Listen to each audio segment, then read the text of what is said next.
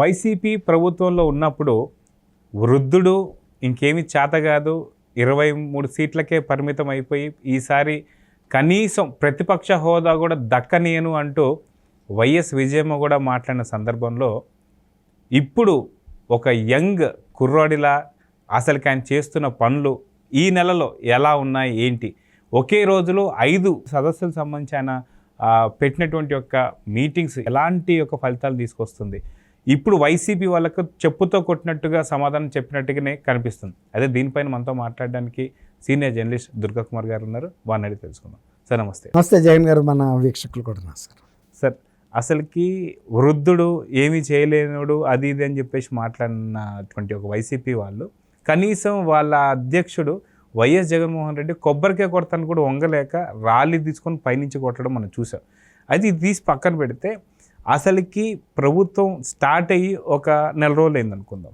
ఈ నెల రోజుల్లో అసలుకి ఎలాంటి పరుగులు పెడుతున్నారని మనం చూస్తూనే ఉన్నాం. ఆయన ఈ లోపలే పోలవరం సందర్శించారు, అమరావతి సందర్శించారు, ఢిల్లీకి వెళ్ళొచ్చారు. ఇక్కడ సంబంధించి ప్రతి ఒక్కటి తెలంగాణలో సంబంధించి కొన్ని మాటలు విధానాలు రెండు రాష్ట్రాలు చర్చలు నడుస్తున్నాయి.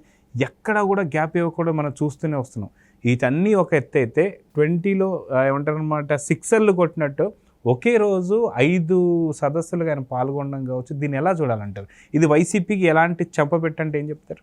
ఇది ఒక సినీ కవి చెప్పినట్టు, కొంతమంది యువకులు పుట్టుకతో వృద్ధులని, వృద్ధులు అనేది ఆయన అన్నాడు కదా, ఆయన వయసును బట్టి. అవును, వయసును బట్టి వృద్ధులు అవరండి. వాళ్ళ మానసిక పరిస్థితిని బట్టి, వాళ్ళ శారీరక దీన్ని బట్టి, తల్లిదండ్రుల నుంచి వచ్చే డిఎన్ఏని బట్టి, ఇవన్నీ కూడా మనకు ఉంటాయి, జీన్స్ని బట్టి. చంద్రబాబు నాయుడు గారు ఆయన మనిషి కూడా ఆజానుబాహుడు, స్వతహాగానే ఆయన ఎరుపు రంగు, ఆజానుబాహుడు, తేటగా ఉంటుంది ముఖం, చేతులు కానీ ఆయన నడక కానీ. వాళ్ళకి కూడా ఎట్లా నడుస్తాడండి? ఇందాక మీరు ఎవరు మాజీ ముఖ్యమంత్రి కొబ్బరికాయ కొట్టమంటే వంగలేకపోతే ఆ పురోహితుడే రాయి లేపి పైకి కొట్టించాడు. అది కొంతమంది యువకులు పుట్టుకతో వృద్ధులన్నాను చూసారా, అట్లా ఉంటుంది. ఆయన రోజు యోగా చేసే మనిషి. ఆయన కూర్చుని పబ్జీలు ఆడడు సోఫాల్లో కూర్చుని, అతి విలాసవంతమైన సోఫాల్లో. ఆయన జనంలో మనం అన్నట్టు తిరుగుతూనే ఉంటాడు ఎప్పుడు. ఆయన మామూలు యువకుడు 3 అడుగులు వేసేటప్పటికి ఆయన 1 అడుగుతో కవర్ చేస్తాడు. ఆయన పుట్టక అలాంటిది, ఆయన ఆరోగ్యం అలాంటిది. ఇప్పుడు మురళీమోహన్ గారు అన్నాడు, ఆయన కూడా అదే అంటాడు, నా తల్లిదండ్రులు ఇచ్చిన ఆస్తి ఇది, నాకు ఆరోగ్యం అనేది. అది అందరికీ రాదండి. కొంతమంది ఎక్కడికన్నా వెళ్ళినా కూడా తెరిపారా కూడా చూడలేరు. ఈ ముందు ఇటు ఇటు ఇటు ఇటు మునగ తీసుకుంటారు. ఒక జాతీయ స్థాయి మీటింగులు, కాన్ఫరెన్స్లకి వెళ్ళి కూడా నేను ఒక ముఖ్యమంత్రిని అని కూడా మర్చిపోయి ఆయన బిత్తర చూపులు చూస్తూ ఉంటాడు. అది చంద్రబాబు నాయుడు గారికి లేదు, రాజశేఖర రెడ్డి గారికి కూడా లేదు. రాజశేఖర రెడ్డి గారు కూడా ఎక్కడికి వెళ్ళినా కూడా ఆంధ్రప్రదేశ్ ముఖ్యమంత్రి అంటే ఆంధ్రప్రదేశ్ ముఖ్యమంత్రి లాగానే ఉండేవాడు. ఆ ఉందాతనం, ఆయన పంచికట్టు, ఆయన మాట తీరు, టీవీ, మనిషిని కళ్ళల్లోకి తెరిపారా చూసి మాట్లాడతాడు. అబద్ధాలు చెప్పుకుంటా ఇట్ట పక్కకి పెట్టుకుని ముఖం మాట్లాడ్డు. అది అబద్ధాలు చెప్పేవాడికి బాడీ లాంగ్వేజ్ తెలిసిపోద్దండి. అది ఆంధ్రప్రదేశ్ ప్రజలు కూడా గుర్తించారు, ఈ బాడీ లాంగ్వేజ్ డిఫరెంట్గా ఉంది, డిఎన్ఏ మనకు సరిపోవట్లేదని. షర్మిల గారు కూడా చెప్పింది, రాజశేఖర రెడ్డి గారికి జగన్మోహన్ రెడ్డికి పోలిక ఏంటని. ఆయన ప్రజల మనిషి, ప్రజల కోసం ఆహారం శ్రమించాడు. ఆయనకి ఇట్లాంటి కుచితం కుళ్ళు తెలీదు. ఈ పరిపాలన ఏముంది, ప్రజలకు వ్యతిరేకంగానే కదా చేసేది. కుటుంబ సభ్యుల్ని చీట్ చేయటం, కుటుంబ సభ్యుల్ని. రాజశేఖర రెడ్డి గారు ఉండగా ఎక్స్టెండెడ్ ఫ్యామిలీ, ఆయన కజిన్స్ వాళ్ళందరూ కూడా క్రిస్మస్ వచ్చినా, న్యూ ఇయర్ కానీ సెలబ్రేషన్స్ వచ్చినప్పుడు అందరూ హాజరయ్యేవాళ్ళు. అది ఇవాళ కుటుంబ సభ్యుడినే చంపిన దగ్గర చెప్పే ధైర్యం కూడా లేదు. నాతో ఒక రాయలసీమ మిత్రుడు చెప్పాడండి, ఒక రెడ్డి గారు. ఆయన ఏమన్నాడంటే, మేము చంపినందుకు బాధపడతలేదండి, ఆ చంపి చెప్పడానికి కూడా ధైర్యం లేనప్పుడు ఎందుకు చంపాలని అడిగాడు. పని చంపితే చంపారు, ఎస్ మేము చంపామని అంటే అదొక ధైర్యం అండి. ఆయన చంపాడు, ఈయన చంపాడని దేశం వాళ్ళందరి మీద పెట్టారు. అది మాకు అసహ్యంగా అనిపించింది. అందువల్ల అసలు మా సామాజిక వర్గానికి ఇది సిగ్గుచేట అన్నాడు ఒకటి. అది ఎవరు కూడా అప్రిషియేట్ చేయలేకపోయారు. చెప్పు, నేనే చేశాను, ఎందుకు చేసావు కూడా చెప్పు, ఏమవుతుంది. ఇప్పుడు నిన్న చెప్పావు కదా, అక్కడ ఈవీఎంలు పగలగొట్టాడు, మా వాడికి ఓట్లు పట్టలేదు, అక్కడ మా వాడికి లాభం జరిగితే పిన్నెళ్ళు ఎందుకు పగల కొడతాడని చెప్పాడు కదా. ఆ ధైర్యం ఆ రోజు ఎందుకు లేకపోయింది? నీకు పదవి కోసం నీ చిన్నాన్న నువ్వు చంపి చంద్రబాబు నాయుడు గారి మీద, లోకేష్ గారి మీద వేసావు. వాళ్ళు కూడా ఆ రోజు ఖండించినా కూడా ఎవరికి వినే పరిస్థితి ఉంటుందండి. Emotional issue. సొంత బాబాయిని చంపాడని ఆయన చెబుతున్నప్పుడు నమ్మకుండా ఎందుకుంటారు? అదైతే ముందు గుండె జబ్బు అని చెప్పి గుండెపోటు అన్నా కూడా తర్వాత అది హత్యనని తెలుస్తుంది. కాకపోతే వాళ్ళ మీద వాళ్ళు వేసుకోకుండా వీళ్ళ మీద వేశారు. అట్లా ఎట్లా ఏదైనా సరే ఇప్పుడు ఆయన ఈ చంద్రబాబు నాయుడు గారి మీద మొన్న వేశాడు కదండి నిందలు, ముసలాయన అది అని ఇదని. ఇప్పుడు మీరు అన్నట్టు ఆయన పదవులు చేపట్టిన దగ్గర నుంచి కూడా, ముఖ్యమంత్రి పదవి చేపట్టిన దగ్గర నుంచి ఏ రోజుకి ఆ రోజు అధికారులతో సమీక్షలు చేస్తున్నాడు. ఇప్పటికి 3-4 శ్వేతపత్రాలు విడుదల చేశారు. మొన్న విద్యుత్ వ్యవస్థ మీద వైట్ పేపర్ రిలీజ్ చేసినప్పుడు పోలవరం గురించి కానీ, ఎంత చక్కగా అమరావతి గురించి కానీ ఎంత డీటెయిల్డ్గా చెప్పాడండి. అంతసేపు ఈ నుంచుంటున్నాడు ఎక్కడన్నా? అసలు నుంచోలేడు, కూర్చోబడిపోతాడు కదా.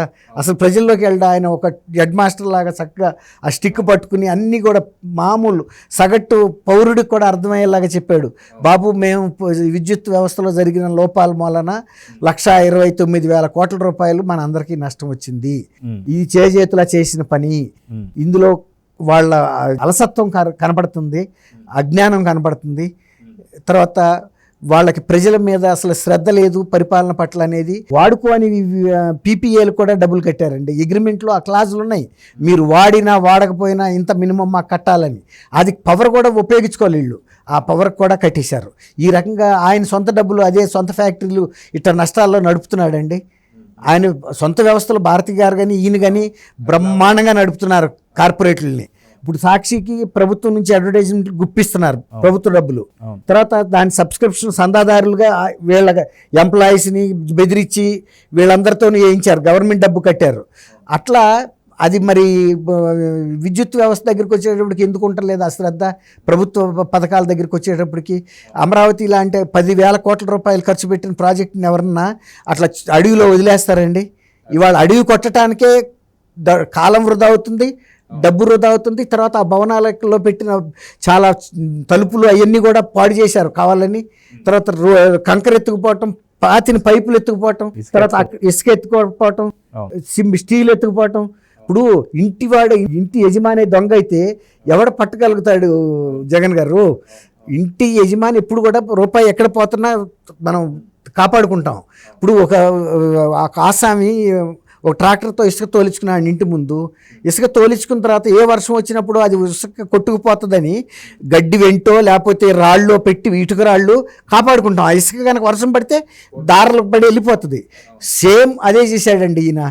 ఇప్పుడు జనం సొమ్ము కదా పోయేదని అసలు పట్టించుకోకుండా వదిలేస్తే అది రోడ్ల పాలు మట్టి పాలు అయిపోయిందండి. అంత ఖరీదుగా పెట్టి కొనుక్కున్న ఇసుక అయినా ఇప్పుడు ఇసుక మామూలుగా రాదు కదా ఇవాళ రేపు. అట్లా ఎవరైనా దాచుకుంటాం కదండి. ఇప్పుడు బిల్డింగ్ కట్టే లోపల ఎన్నిసార్లు వర్షం వస్తుందో మనకు తెలియదు, ఏ రాత్రి ఏ సాయంత్రం వస్తుందో. అట్ట ప్రతిదీ జాగ్రత్త పరుచుకుంటాం. ఆ బిల్డింగ్లో అట్లా వదిలేసాడండి. నేను అంతకుముందు 2020 జనవరిలో సంక్రాంతి పండగకి నేను కూడా ఒక రైతు బిడ్డగా వెళ్ళి అక్కడ వెలగపూడిలో ధర్నాలో కూర్చున్నా అండి. ఆ రోజు అనంతపూర్ నుంచి ఒక పేద కుటుంబాలకు చెందిన రైతులండి. వాళ్ళు చదువుకోవాలి, చెప్పులు కూడా లేవు కాళ్ళకి. వాళ్ళు అసలు ఎందుకు ఇట్లాంటి రైతులు ఉద్యోగం చేస్తున్నారు, వీళ్ళ భూములు తీసుకుని ప్రభుత్వం వీళ్ళు ఎందుకు వేధిస్తుందని కంటితో చూసి తెలుసుకుందామని వచ్చారండి. వచ్చి చూసి అవన్నీ అక్కడ నిరాధ్యక్ష శిబిరం దగ్గరికి వచ్చారు.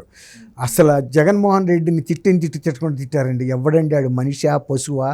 ఈ రకంగా బిల్డింగులు కట్టిన తర్వాత ఆ పొలాలు వదిలేస్తే రైతులు ఏం చేసుకుంటారండి అని వాళ్ళకి ఒక కామన్ సెన్స్ ఉన్న ప్రతి వాడికి అర్థమైంది, ఆయనకి తప్ప. ఇప్పుడు దాన్ని ప్రజలందరూ కూడా గట్టి గుణపాఠం చెప్పాలని ఇందాక మీరు చెప్పారు సారా, ఈ ఎన్నికల ఫలితాల్లో చూపించారని. జగన్మోహన్ రెడ్డి గారికి ఆయన ఒక సిస్టమేటిక్ ట్రైనింగ్ లేదండి ఆయనకి. ఆయన రాజశేఖర్ రెడ్డి గారే సొంత అభిమానులతోనూ ఆత్మీయులతో ఈయన పెట్టే వేధింపులకి చెప్పుకుని ఏడ్చుకున్నాడు ఆయన ముఖ్యమంత్రిగా ఉండి. ఇవాళ ప్రజల్ని ఈయన వేధిస్తున్నప్పుడు వీళ్ళు ఎవరికి చెప్పుకోగలిగారండి? వెళ్ళి ఆయనకి చెప్పుకోగలరా? చెప్పుకున్నాడికి అంత విఘ్నత ఉంటే ఇంత ఏడిపిస్తాడా?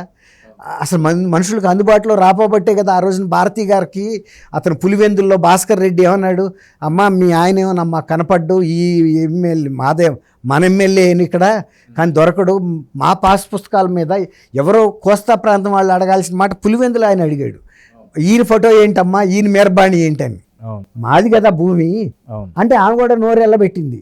నిజమే కదా, వాళ్ళ భూమి మీద ఈయన ఎందుకు అడావిడి అట్లా ప్రజల్ని ఏ రకంగా అయినా సరే ఆయన్ని తిట్టి ఇంతకంటే నేను గొప్పగా చేస్తానని చెప్పిన మనిషి ఆయనకి అంతరాత్మగా చెబుతానే ఉంది, నువ్వు చేయలేవురా, అనవసరపు హామీలు ఇస్తున్నావు అని. ఆయన ఏమనుకుంటున్నాడు, అంతరాత్మని జోకొట్టాడు, నేను చేయలేనని నాకు తెలుసు, ఊరికే ఓట్లు వచ్చిన తర్వాత నువ్వే చూస్తావు కదా, నేను ఎక్కడికి వెళ్తాను, ఎక్కడికి వెళ్ళను, తాడేపల్లి ప్యాలెస్లోనే ఉంటాను, ఓటు వేసిన తర్వాత ఆడేం మన పీకలేడు, 5 ఏళ్ల పాటు ఆగాల్సిందేను, 5 ఏళ్ల నాటికి కూడా ఇంకా నా గ్లామర్ ఉంటుందని నేను అనుకుంటున్నాను, 151 రాపోయినా 145 అయినా వస్తాయి అని అనుకుని ఆ ధైర్యంతోనే ఉండాడు.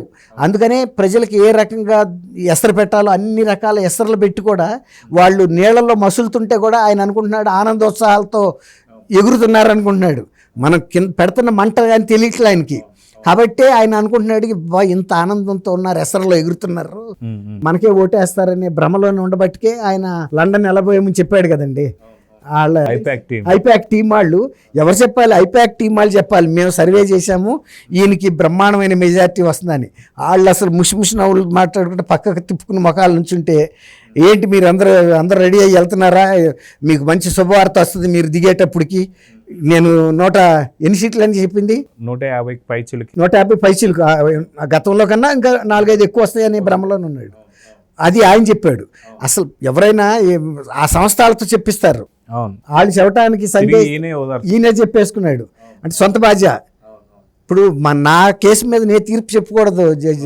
ఒక న్యాయ సూత్రం ఏంటంటే, ప్రాథమిక సూత్రాల్లో ఎవరు కేసు కనుక, ఇప్పుడు ఇంకోటి అండి, హైకోర్టు జడ్జెస్ ఉన్నారు, వాళ్ళ ముందు కేసులు వచ్చినప్పుడు వాళ్ళకి సంబంధించిన చుట్టాలకు సంబంధించిన కేసు అయినా సరే అందులో కనుక ఇన్వాల్వ్ అయితే వాళ్ళు తీసుకోరు, నాట్ బిఫోర్ మీ అని రాస్తారు. అట్లాగే కొన్నిసార్లు మన చంద్రబాబు నాయుడు గారికి ఈ కోర్టు బెయిల్ డిలే అవడానికి కూడా కారణం ఏంటంటే, ప్రభుత్వం తరపునేమో కొంతమంది జడ్జీలు అంతకుముందు ఈయనకి లాయర్లుగా పనిచేశారు, ఇప్పుడు అదే వ్యక్తి ఇక్కడ ముఖ్యమంత్రిగా ఉన్నాడు ప్రభుత్వం తరపున, ఈయనేమో చంద్రబాబు నాయుడు గారు కేసు అది. కాబట్టి కొంతమంది నాట్ బిఫోర్ మీ రాసిన కారణం ఏంటంటే, అంతకుముందు జగన్మోహన్ రెడ్డి గారు ఉప్పు పులుసు తిన్నాం మేము ఈ కేసుకి కనుక ఉంటే న్యాయం జరగదు, ప్రజలు కూడా నమ్మరు కాబట్టి నాట్ బిఫోర్ మీ అని రాశారు. అట్లా ఎవరు కేసుని వాళ్ళు చెప్పుకోకూడదండి. ఈయన తను సొంత బాధ్యత కొట్టుకున్నాడు 5 సంవత్సరాల్లో, కానీ ఏమన్నా ఫలితం దొరికిందా? చంద్రబాబు నాయుడు గారు మొన్న మీరు వెళ్ళినట్టు అనకాపల్లి వెళ్ళారండి, పోలవరం గురించిన ప్రాజెక్టుకి సంబంధించిన చర్చలు అక్కడ జరిపాడు. Confederation of Indian industry CII అది వైజాగ్లో కాన్ఫరెన్సు, చాలా సుదీర్ఘమైన కాన్ఫరెన్సు, ఎందుకంటే పారిశ్రామికవేత్తలు సంబంధించింది అది, దానిలో మాట్లాడాడు. తర్వాత మళ్ళీ విజయనగరం భోగాపురం వెళ్ళారు. భోగాపురంలో ఆయన చెప్పింది ఏంటంటే, ఇప్పటికి మీరు ఒక షెడ్యూల్ పెట్టుకున్నారు ఇంటర్నేషనల్ ఎయిర్పోర్ట్కి సంబంధించి, కానీ ఇప్పుడు మనకి చాలా అతి తొందరగా ఇవ్వాల్సిన పరిస్థితి వచ్చింది కాబట్టి ఆయనతో చెప్పాడు, రామ్మోహన్ నాయుడుతో. ఆయన వెరీ యంగ్, జగన్మోహన్ రెడ్డి గారి కన్నా వెరీ ఎఫెక్ట్. జగన్మోహన్ రెడ్డి ఏమి ఎఫెక్టివ్, నబ్బంది ఎఫెక్టివ్. ఆయనతో చెప్పాడు, బాబు రామ్మోహన్, నువ్వు విజయనగరం వచ్చినప్పుడల్లా, మన స్టేట్ వచ్చినప్పుడల్లా భోగాపురాన్ని కంపల్సరీ ఇన్స్పెక్ట్ చెయ్యి. వాళ్ళకు కూడా చెప్పారు, బాబు మీరు ఇదివరకట్టే షెడ్యూల్ని మార్చి రీషెడ్యూల్ చేసుకోండి, ప్రీపోన్ చేసేసేయండి, అవసరమైతే సంవత్సరం ముందుగా అయినా సరే మీరు కట్టాల్సిందే అని కూడా చెప్పాడు. అది ప్రైవేట్ సంస్థలు కాబట్టి వాళ్ళు ఇట్లా కనుక ఎంకరేజ్ చేస్తే ఏదైనా చేయగలుగుతారండి. అదే కనుక మొన్న పోలవరంలో నవయుగాకి ఇచ్చిన తర్వాత వాళ్ళని ఎన్ని రకాల వేధించి వాళ్ళని పంపించేసి మెగా ఇంజనీరింగ్ తీసుకొచ్చి దాన్ని అక్కడ స్టాల్ చేసి ఆఖరికి రాంబాబు గారు ఏం చెప్పారండి, ఇరిగేషన్ అది అసలు అవ్వదు, దాని ప్లాన్ నాకే అర్థం కావట్లేదండి. నాలాగా ఆయన BA చదివాడు, BA చదివినాడికి ఏం అర్థం అవుతుందండి, ఇంటి ప్లాన్ కూడా చూడలేం మనం ఎవడమైనా, ఇంకా మేస్త్రులన్నా చూడగలుగుతారు. ఆయన నాకే అర్థం కావట్లేదండి, నువ్వేమన్నా KL రావుగా ఇరిగేషన్ నిపుణుడుగా, నువ్వేమన్నా అర్థం అవటానికి? వాళ్ళు అర్థం చేసుకుని వాళ్ళు అమలు చేయాలి, నువ్వెందుకు? నువ్వు ఊరికే నామాత్రంగా ఉండానంటే చాలు, బ్రేక్ పెట్టకుండా ఉంటే అదే 10,000. అదంటే అసలు అర్థమే కానప్పుడు ఎట్టగేస్తారండి ప్లాన్లు వాళ్ళు, వాళ్ళని పిచ్చాళ్ళ. తర్వాత అక్కడ పోలవరం ప్రాజెక్ట్ డెవలప్మెంట్ అథారిటీ అని కేంద్ర ప్రభుత్వ సంస్థ ఉంది, వాళ్ళు కూడా రోజు మానిటర్ చేస్తారు వర్క్కి సంబంధించి, ఏ వర్క్ ఎప్పుడు జరుగుతుంది, ఎంత జరుగుతుంది, క్వాలిటీ ఉందా లేదా అని. అవన్నీ కూడా జరుగుతాయండి. అందుకే ఇవాళ పోలవరంలో అట్లాంటి సిస్టమ్ ఉండబట్టే ఇవాళ కూడా మన ప్రపంచ నిపుణుల ఇది వచ్చింది, పరిశీలించి అనుకున్నంత డ్యామేజ్ ఏం జరగలేదు. డయాఫ్రమ్ వాళ్ళకి కూడాను, డయాఫ్రమ్ వాళ్ళు అది నీళ్ళల్లో ఉన్నా కూడా దెబ్బతినలేదు, మా హామీ, మీరు మిగిలిన కన్స్ట్రక్షన్కి వెళ్ళిపోమని కూడా వాళ్ళు గ్రీన్ సిగ్నల్ ఇచ్చారు. సో చూద్దాం సార్, ఖచ్చితంగా ఒక నవ యువకుల్లాగా కుర్రాళ్ళలాగా ఆయన పరుగులు మనం ఒక పక్క చూస్తున్నాం. ఒక 5 ఏళ్ల పాటు చేసినటువంటి ఒక వృద్ధుడు చేసిన నాశనం ఒక 20 ఏళ్ళ ఎన్నికకి తీసుకెళ్ళిపోయింది. కానీ ఈ 5 ఏళ్లలో కనీసం ఒక 30 ఏళ్ళ అభివృద్ధి అయితే జరుగుతుందని చెప్పేసి ప్రజలందరూ ఆశిస్తున్నారు. సో మనం కూడా అదే ఆశ. ప్రజల నమ్మకం ఒమ్ము కాదు జగన్ గారు. నమస్తే. నమస్కారం జగన్ గారు, మన వీక్షకులు కూడా.